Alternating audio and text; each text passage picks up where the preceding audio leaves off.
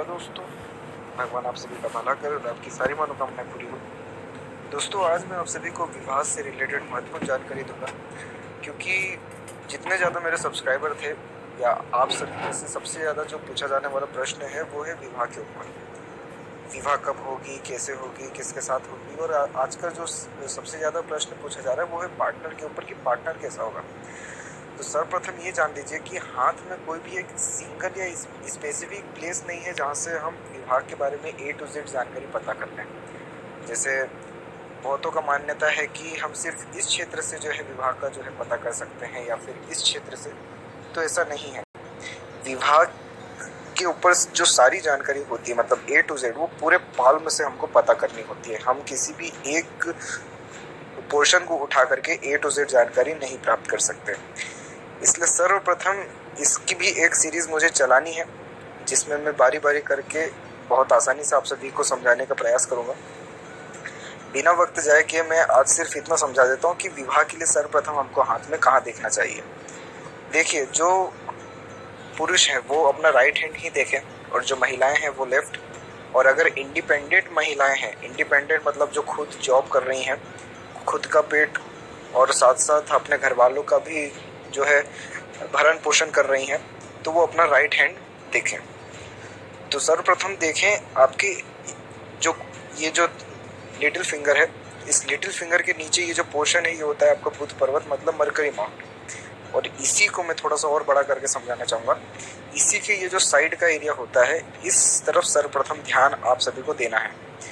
देखिए क्या होता है कि सर्वप्रथम 3 मुख्य रेखाएं हैं हाथ में।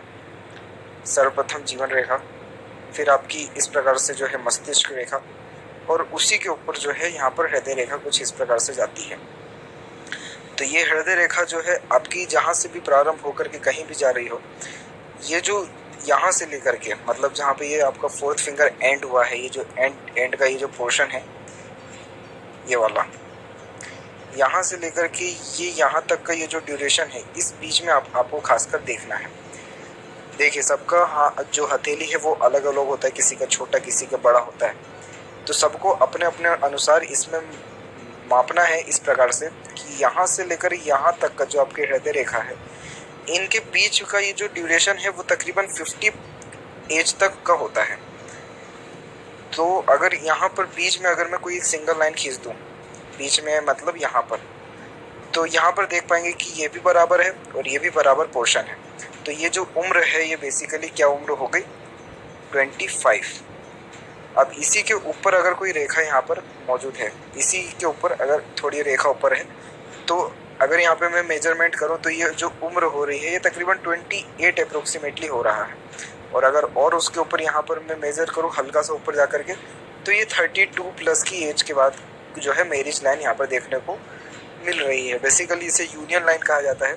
अब वहीं इसके नीचे ये 25 एज है, इसके नीचे अगर मैं यहाँ पे कोई रेखा देख रहा हूँ तो ये जो एज होगी ये तकरीबन आपको जो है 21 के आसपास में यहाँ पर उम्र जो है 21 से लेकर 23 के बीच में देखने को मिल रही है। तो ये जो है एक आशंका होती है, ये कंफर्म नहीं होता कभी कि इस उम्र में आपकी शादी होगी, परंतु ये बात जरूर मैं कंफर्म अपने मतलब 100% से बोल सकता हूँ कि ये इस बात की निशानी होती है कि इस उम्र में ये जो 2 आपको लाइन दिख रही है, इस उम्र में आपको किसी ना किसी के साथ अटैचमेंट होगा। वो डिपेंड करता है कि अपोजिट सेक्स से होगा या किसी और से, लेकिन अपोजिट सेक्स से ही ज़्यादातर देखा जाता है। मेल है तो फीमेल से, फीमेल है तो मेल से। तो उस एज में जो है अटैचमेंट जो है किसी से ज़्यादा होगा, जिसके कारण संबंध जो है बहुत ज़्यादा बनेंगे, जो कि शारीरिक रूप से भी बनेंगे, मानसिकता से भी बनेंगे, जिसको हम अफेयर बोल सकते हैं। और उसी एज में आशंका ये भी इसी के कारण जताई जाती है कि उस उम्र में शादी होने का भी योग 100% होता है। तो ये जो है इस प्रकार हम एक एज जो है डिटरमाइन कर सकते हैं कि किस उम्र में आपको जो है शादी होने का योग है। अब इसी में क्या होता है कि हल्की हल्की रेखाएं बहुत यहाँ पर देखने को मिलती है, मतलब ये दोनों है, इसके बीच में हमको यहाँ पर देखने को मिलेगा बहुत हल्की हल्की रेखाएं हैं, बहुत हल्की हल्की सी जा रही हैं। तो हल्की हल्की रेखाएं क्या बताती है कि अटैचमेंट तो होगा, परंतु जो प्रोसेस है आगे का मतलब शादी का या जो फ्यूचर प्लानिंग है वो बिल्कुल नहीं हो पाएगा। कुछ टाइम के लिए मतलब इन रिलेशन में रहेंगे, लेकिन वो रिलेशन जो है टूट जाएगा। आगे चल कर के जब भी किसी के हाथ में रेखा आगे चल कर के जितनी गाढ़ी हो, डार्क हो, जितनी ज़्यादा ब्लैक हो, तो ये बताती है कि रिलेशन आगे बढ़ेगा, वो शादी तक भी जा सकता है। तीसरी बात ये है कि अगर ये रेखा अगर इस प्रकार से सीधी है तो ये बता रहा है कि जो पार्टनर आपका रहेगा, जो लाइफ पार्टनर रहेगा, वो बहुत ज़्यादा ही आपके प्रति उसका जो है खिंचाव ज़्यादा रहेगा, स्मार्ट बहुत रहेगा, हैंडसम रहेगा, और अगर फीमेल है तो फिर सर्वगुण संपन्न जो है मिलेगी।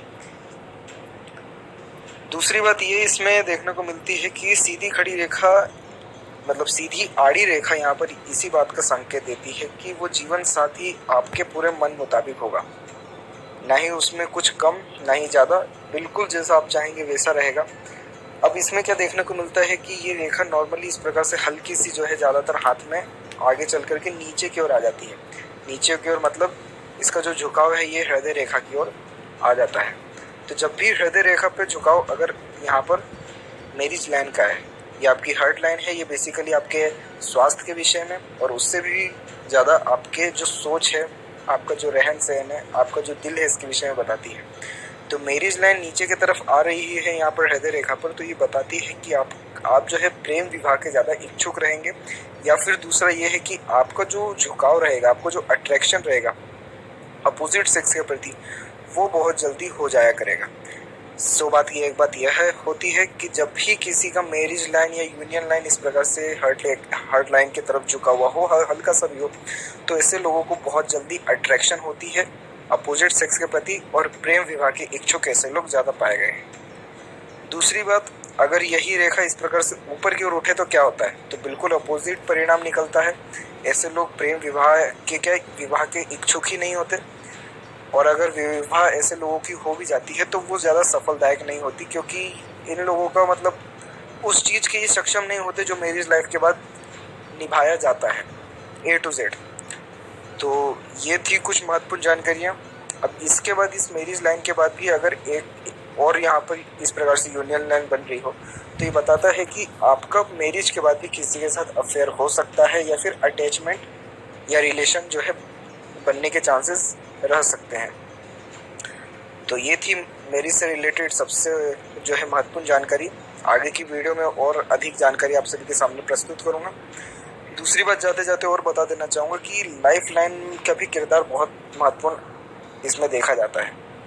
लाइफ लाइन के पैरेलल देखा जाता, आप सभी ज़्यादातर देखेंगे कि लाइफ लाइन के पैरेलल कुछ रेखाएं इस प्रकार से चलती हैं।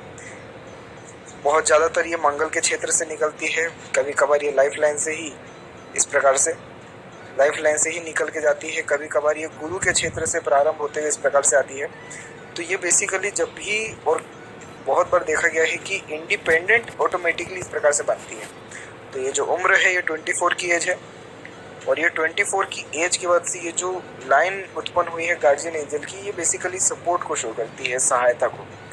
तो ये बताता है कि अब आपको जो है 24 एज के बाद से किसी ना किसी का सपोर्ट मिलेगा जो लाइफ लाइन को यहाँ पर स्ट्रेंथ देते हुए चल रहा है, मतलब आपके जीवन को स्ट्रेंथ देगा, मजबूत करेगा।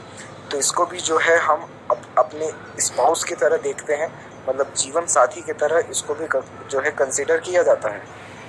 जीवन साथी के तरह इसलिए कंसिडर किया जाता है क्योंकि दो आत्मा मिलके एक आत्मा बनती है शादी के बाद। उसकी निशानी यही होती है कि दो रेखा बन के एक रेखा के तरह कन्वर्ट हो जाती है, जिसके कारण जो स्ट्रेंथ होती है वो बढ़ जाती है। इसी कारण से जो स्ट्रेस लाइन इस प्रकार से काटती हैं उसके प्रभाव जो है कम हो जाते हैं।